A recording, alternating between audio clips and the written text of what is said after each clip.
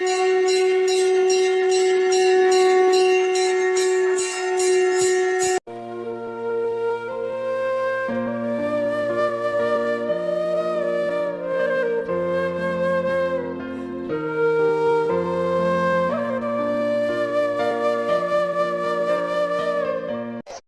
हैं जिस किसी पर भी माता लक्ष्मी की कृपा हो जाए उसके जीवन में फिर कोई परेशानी नहीं आती।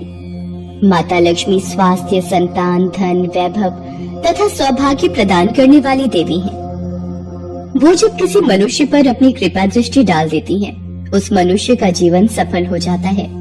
ऐसी ही एक पौराणिक कथा के अनुसार माता लक्ष्मी ने नौकरानी बनकर एक माली के घर में बरकत की और उसके परिवार को खुशियों से भर दिया। एक बार की बात है, भगवान विष्णु का मन शेषनाग पर बैठे बैठे बहुत उदास हो रहा था। उन्हें धरती पर घूमने की इच्छा हुई और वो अपनी यात्रा की तैयारी में लग गए। स्वामी को तैयार होता देखकर लक्ष्मी माता ने भगवान विष्णु से पूछा, अरे स्वामी, आज सुबह सुबह तैयार होकर कहाँ जाने की तैयारी में हो?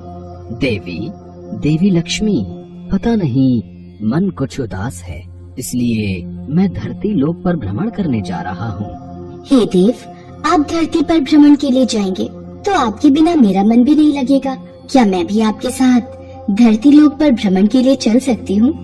ठीक है देवी लक्ष्मी, पर उसके लिए तुम्हें मेरी एक शर्त माननी होगी। तुम धरती पर पहुंचकर उत्तर दिशा की ओर नहीं देखोगी। ठीक है स्वामी, मैं धरती पर पहुंचकर उत्तर दिशा में नहीं देखूंगी। मुझे आपकी शर्त मंजूर है।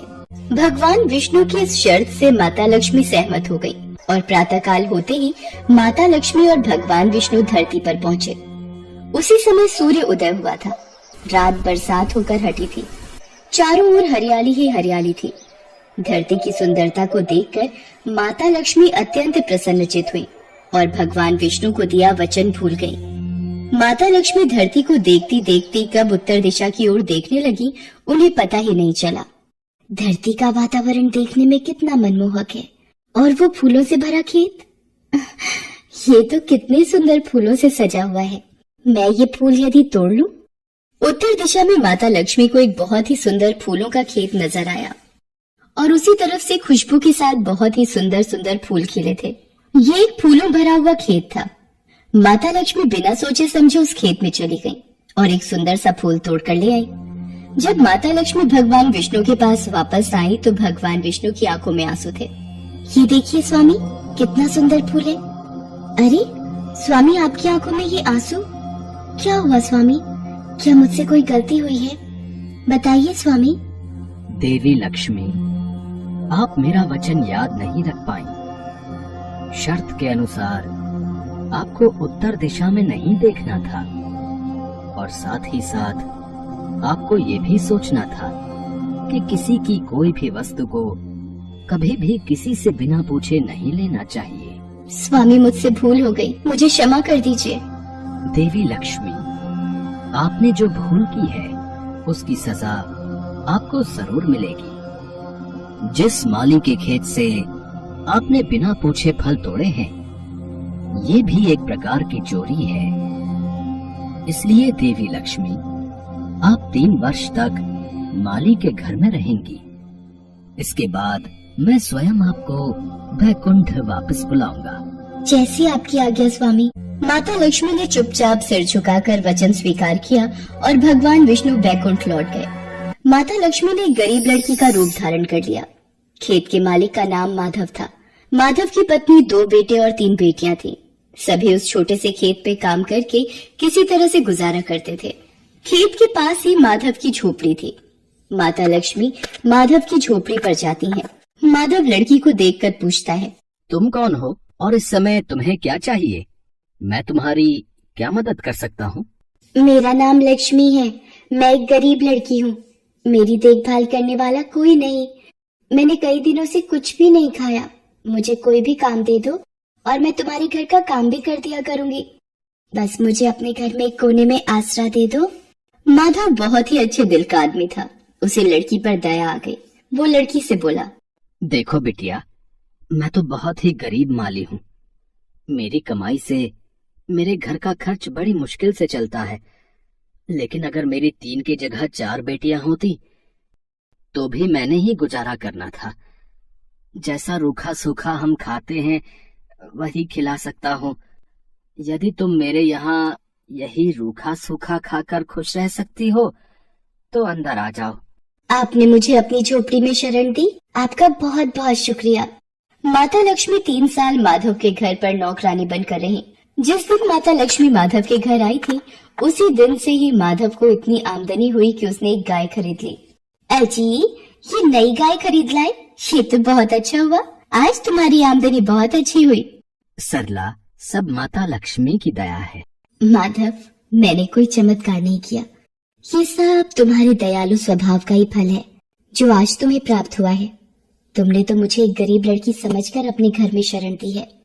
धीरे धीरे माधव की आमदनी अच्छी हो गई। उसने जमीनें खरीद ली और फिर एक बड़ा पक्का घर भी बनवा लिया। सारी सुख समृद्धि, गहने, कपड़े, जेवर, सब कुछ अब माधव और उसके परिवार के पास था। लक्ष्मी माधव के घर और खेत में काम करती रहती थी।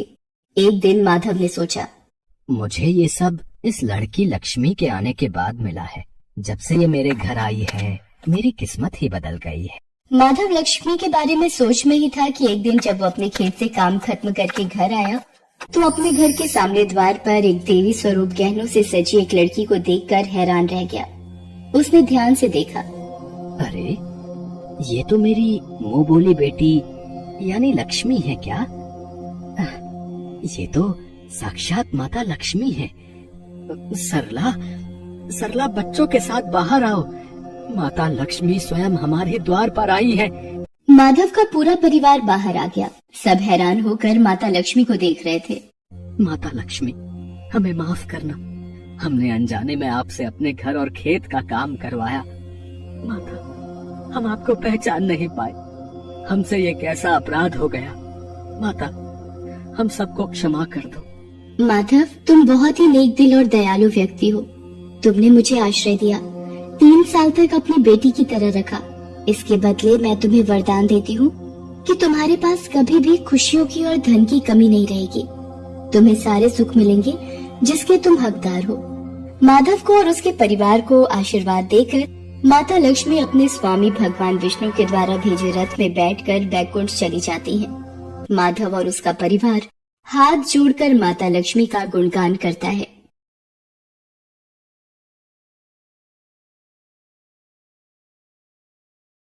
संतोषी की मां के गुजर जाने के बाद उसके पिता ने दूसरी शादी कर ली। पर संतोषी की दूसरी मां गायत्री कड़वे स्वभाव की थी। उसे संतोषी एक आंख नहीं भाती थी। एक बार जब देखो तब पूजा पाठ में लगी रहती है, जैसे भगवान गणेश तेरी ही सुनने को बैठे हैं और घर के काम मैं कर लूंगी। तुझे तो कोई चिंता ही नहीं है और तुमने बस एक गणेश की मूर्ति लाकर रख दी है और लगा दिया बेटी को पूजा पाठ में, जिससे घर के कामों से बच जाए। गायत्री, अगर संतोषी भगवान गणेश की पूजा करे तो उसमें क्या दोष? भगवान गणेश की पूजा करने से मन को शांति और सुख मिलता है। तुम भी इनका नाम लिया करो। मेरे पास और भी काम होते हैं, खाली नहीं हूँ जो तुम दोनों के साथ अपना समय खराब करूं। संतोषी बिटिया, ला मोदक का प्रसाद दे दे। मैं दुकान होकर आता हूँ। ये लो बाबा, मोदक का प्रसाद। संतोषी भगवान गणेश की बहुत पूजा करती थी और जब कभी वो दुखी होती तो उन्हीं से अपना हाल कहती। हे गणेश जी, माँ मुझसे इतना बुरा व्यवहार क्यों करती हैं? वो पूनम से तो बहुत प्यार से बात करती हैं, पर मुझे डांटती रहती हैं। पूनम गायत्री की अपनी बेटी थी और संतोषी सौतेली। ये भेदभाव हमेशा से ही गायत्री दोनों में करती थी। गणेश चतुर्थी के दिन आने वाले थे। लोग अपने घरों में गणेश प्रतिमा की स्थापना करने के लिए खरीदारी कर रहे थे। बाबा, मुझे भी गणेश चतुर्थी महोत्सव करना है। इनकी प्रतिमा की स्थापना करनी है। ठीक है संतोषी, तुम मेरे साथ बाजार चलकर प्रतिमा ले आना, ठीक है? संतोषी खुश हो जाती है और भानु प्रकाश के साथ भगवान गणपति की प्रतिमा ले आती है। अगले दिन, ये देखो बाबा, भगवान गणेश की प्रतिमा कितनी सुंदर है। हाँ बेटिया, प्रतिमा सच में बहुत सुंदर है। अब 10 दिन तक इनकी खूब सेवा करना, फिर हम धूमधाम से गणपति विसर्जन को जाएंगे। बाबा, मैं भी चलूंगी गणपति विसर्जन में। कोई जरूरत नहीं है किसी विसर्जन में जाने की, ना मैं जाऊंगी ना तू। मैं भी देखती हूँ तू गणपति विसर्जन कैसे करती है। संतोषी भगवान गणेश की प्रतिमा को भोग लगाती और पूजा आरती करके भोजन ग्रहण करती। एक सुबह गणपति की प्रतिमा कहाँ गई? बाबा, मेरे गणेश की प्रतिमा यहाँ नहीं है, स्थान खाली है बाबा। मेरे गजानन कहाँ गए? रो मत संतोषी, ऐसे प्रतिमा कहीं नहीं जाएगी। रुक, मैं देखता हूँ। गायत्री, पूनम ने यहाँ गणेश जी की प्रतिमा रखी थी, पर अब नहीं है। मुझे क्या पता कहाँ गई, मैं ये सब देखती रही तो हो गए काम। बाबा, अब कल हम किसका विसर्जन करेंगे? बाबा, लगता है मेरे से कोई अपराध हुआ है जो गणपति नाराज होकर चले गए। लौट आओ भगवान, मेरे से यूं रूठ कर मत जाओ। संतोषी बहुत रोती है। भूखी प्यासी वो वहीं बैठी रहती है। भानु प्रकाश उसे बहुत उठाने की कोशिश करता है, पर वो उस स्थान से उठने के लिए मना कर देती है। तभी उसे स्वप्न आता है। संतोषी, मुझे भी प्रसाद का मोदक और लड्डू दो ना। रुको चूहे महाराज, मैं आपको मोदक भी दूंगी और लड्डू भी। ये लो, पेट भर कर खाओ। अरे ये प्रसाद कहाँ लेकर भाग रहे हो? रुको। अरे ये तो उस बगीचे में जा रहा है। संतोषी का सपना टूट जाता है। वो बगीचे की ओर जाती है और मिट्टी खोदने लगती है। संतोषी, क्या हुआ बेटी? वहाँ मिट्टी क्यों खोद रही हो?